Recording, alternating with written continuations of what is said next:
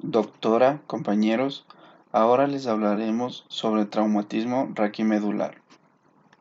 El traumatismo raquimedular son todas las lesiones traumáticas que dañan los huesos, ligamentos, músculos, cartílagos, estructuras vasculares, radiculares o meningias a cualquier nivel de la médula espinal. Frecuentemente se asocia con politraumatismos lesionando el cráneo, el tórax, pelvis u otros huesos. Epidemiología. Se estima que la incidencia es de entre 20 a 30 casos al año por cada millón de habitantes, siendo los varones de edades comprendidas entre 20 y 35 años de edad el tramo más afectado. Las causas más frecuentes son los accidentes automovilísticos en un 48%, en un 16% las caídas, la violencia representada por el 12%, los accidentes deportivos 20% y otras causas el 14%. La mortalidad del trauma raquimedular ha ido disminuyendo, esto debido a los avances en las unidades de cuidados intensivos, pero por lo tanto los sobrevivientes con secuelas han ido aumentando. Las consecuencias personales, familiares y sociales de esta enfermedad hacen que sea un tema relevante en la actualidad. La fisiopatología de la lesión medular espinal tiene un proceso de daño primario y un proceso secundario. Dentro del proceso primario se va a incluir el trauma mecánico inicial dado por la energía directa debido al desplazamiento de las estructuras de la columna vertebral hacia la médula espinal. Este mecanismo puede producir disrupción axonal, daño vascular y muerte celular inmediata. Por otro lado, el proceso de daño secundario comienza con cambios progresivos vasculares debido al trauma inicial que pueden llevar al edema o a su vez la isquemia. En el mecanismo de lesión secundaria se distinguen varias fases. Dentro de ellos se encuentra la fase inmediata. Ocurre entre las 0 y 2 horas desde el traumatismo. Se va a caracterizar por la inflamación y la hemorragia generalizada de la sustancia gris central. La fase aguda va desde las 2 horas hasta las 48 horas a partir del trauma.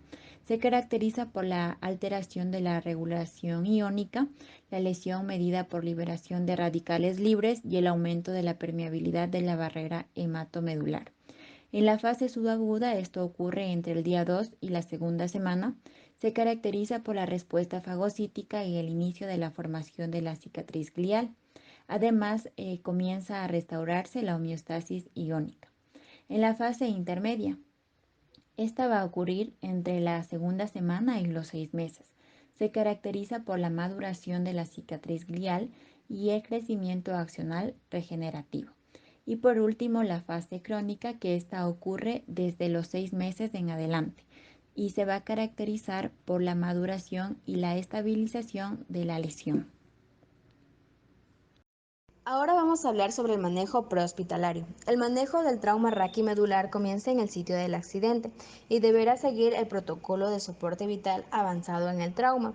Esto incluye lo que es la estabilización completa de la columna frente a cualquier sospecha de lesión, incluyendo lo que es el collar cervical, la tabla espinal e inmovilizadores laterales. A esto se le añade también la movilización en bloque del lesionado, el soporte de las vías aéreas y la perfusión. Una vez establecidos, los pacientes con traumatismo raquimedular deberán ser rápidamente trasladados a un centro con las capacidades necesarias para resolver este tipo de lesiones.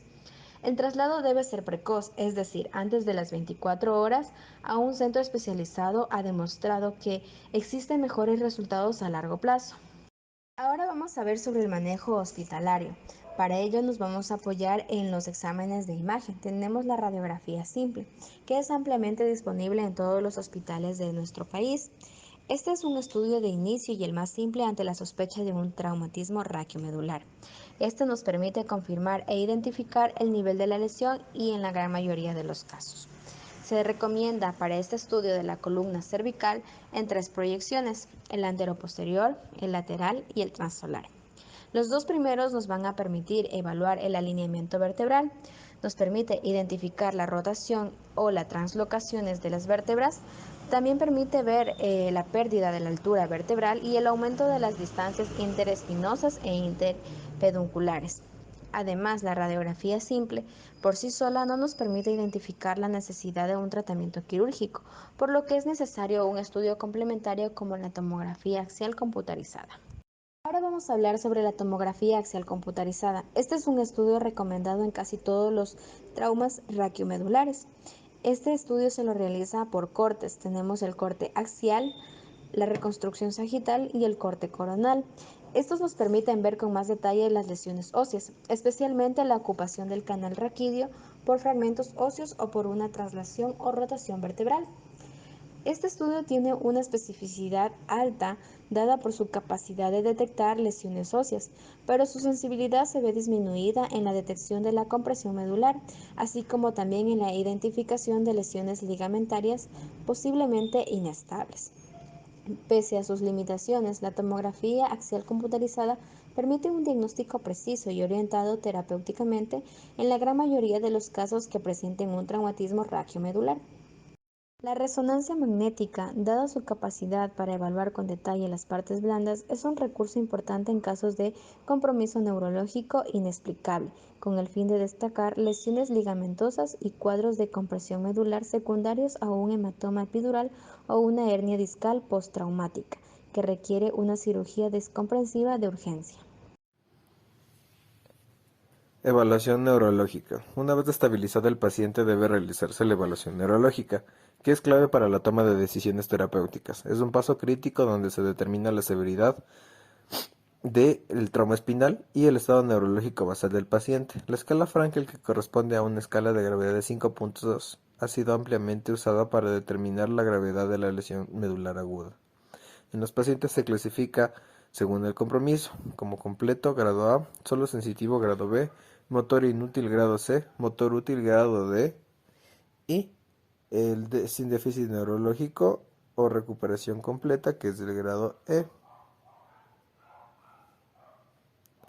Esta escala también proporciona por años un esquema de clasificación simple pero inespecífico, que importantes limitaciones tales como no incluyen una lesión a nivel de medular.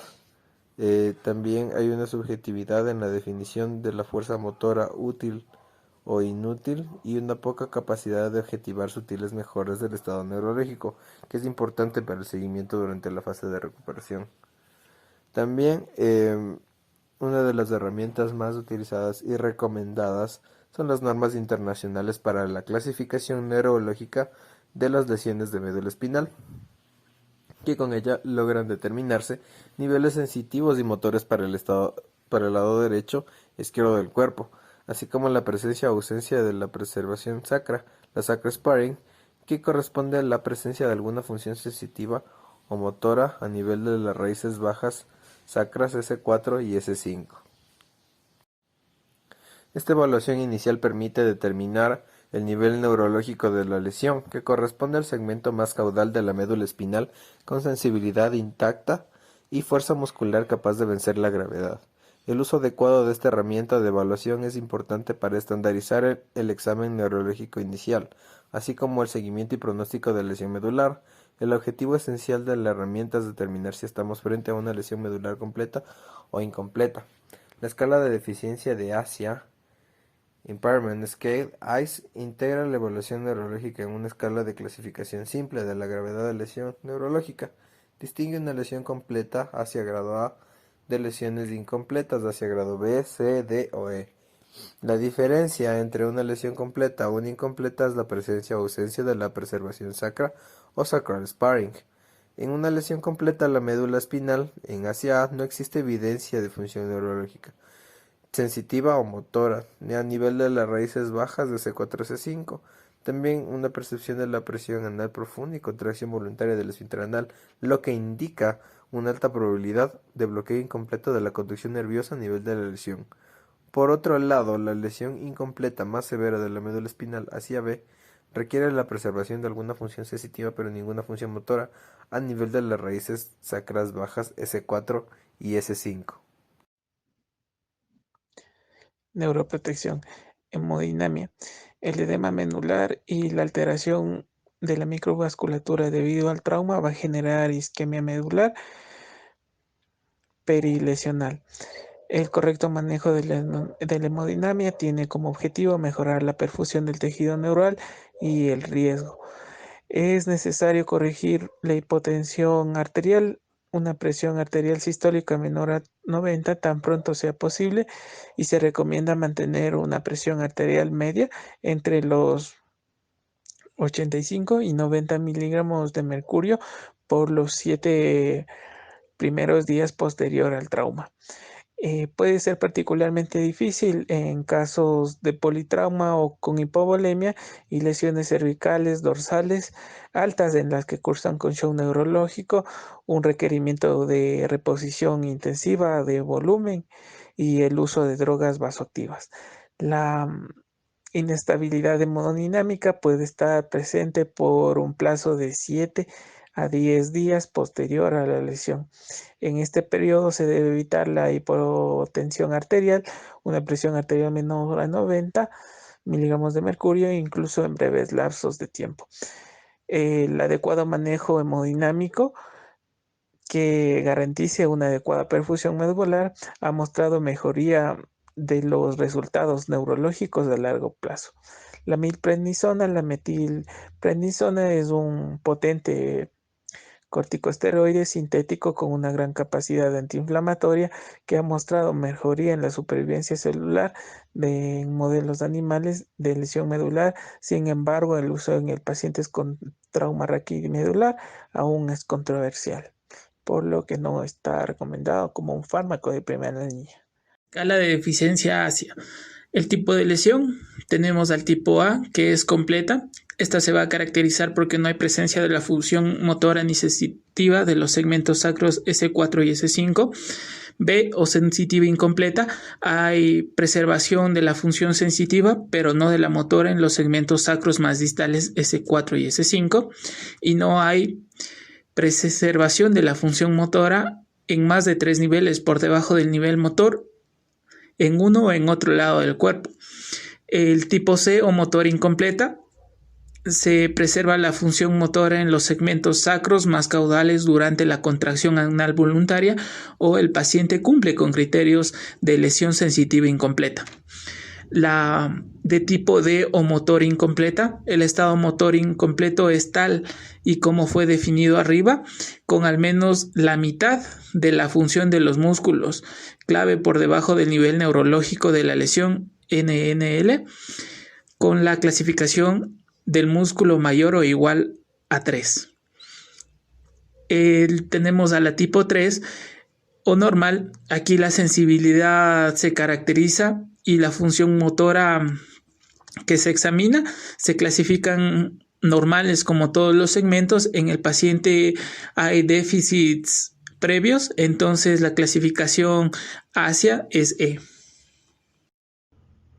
Dentro de la cirugía de control de daños, en ortopedia consiste en tratar las lesiones que producen un sangrado importante y una respuesta inflamatoria patológica, a la vez que se eviten los efectos traumáticos relacionados con una cirugía mayor. Aquí en el contexto de un paciente inestable ya que se encuentra traumatizado. El principal fundamento es de hacer lo menor posible pero suficiente para salvar la vida del paciente. Este último equilibrio se encuentra mal definido y pese a que el concepto se utiliza en todo el mundo, no se encuentra validado por estudios prospectivos bien diseñados. En el caso del paciente politraumatizado con lesión espinal asociada, el tratamiento de preferencia es la reducción y fijación temprana de la lesión de la columna vertebral. Esta recomendación se basa en estudios que han demostrado que segura, disminuye la incidencia de complicaciones pulmonares y el daño neurológico. A la vez reduce la permanencia en la unidad de cuidados intensivos, disminuye la morbilidad, mejora la sobrevivida y la recuperación neurológica. Es así como la cirugía de control de daños espinal consiste en una reducción y fijación posterior de la fractura, debiendo realizarse dentro de las primeras 24 horas. En el caso de requerir procedimientos adicionales que involucren mayor tiempo quirúrgicos y sangrados, estos deberán diferirse hasta que los parámetros vitales sean estables y se haya recuperado la homeostasis. Cuando la lesión lo permita, las técnicas de cirugía de columna mínimamente invasiva para la reducción e instrumentación son una opción altamente recomendada, ya que asocia sobre todo a menor tiempo quirúrgico y desangrado. Cirugía precoz, estabilización y descompresión. El objetivo principal de la cirugía es aliviar la presión mecánica sobre la médula y reducir la lesión hipóxico-isquémica. La cirugía precoz tiene el doble de probabilidades de tener mejoría de los resultados funcionales a largo plazo. Esta también no está exenta de complicaciones, ya que puede actuar como segunda agresión agravando condiciones médicas preexistentes y lesiones asociadas. Las lesiones medulares incompletas presentan mejores resultados neurológicos a largo plazo en comparación con las lesiones medulares completas. La cirugía ultraprecoz, es decir, menos de 12 horas, tiene mejores resultados neurológicos a corto y mediano plazo. En términos prácticos, la recomendación general es que la cirugía se realice tan pronto sea posible, una vez que el paciente esté médicamente estable. Doctora, compañeros, este ha sido nuestro tema de exposición. Espero hayan comprendido de la mejor manera.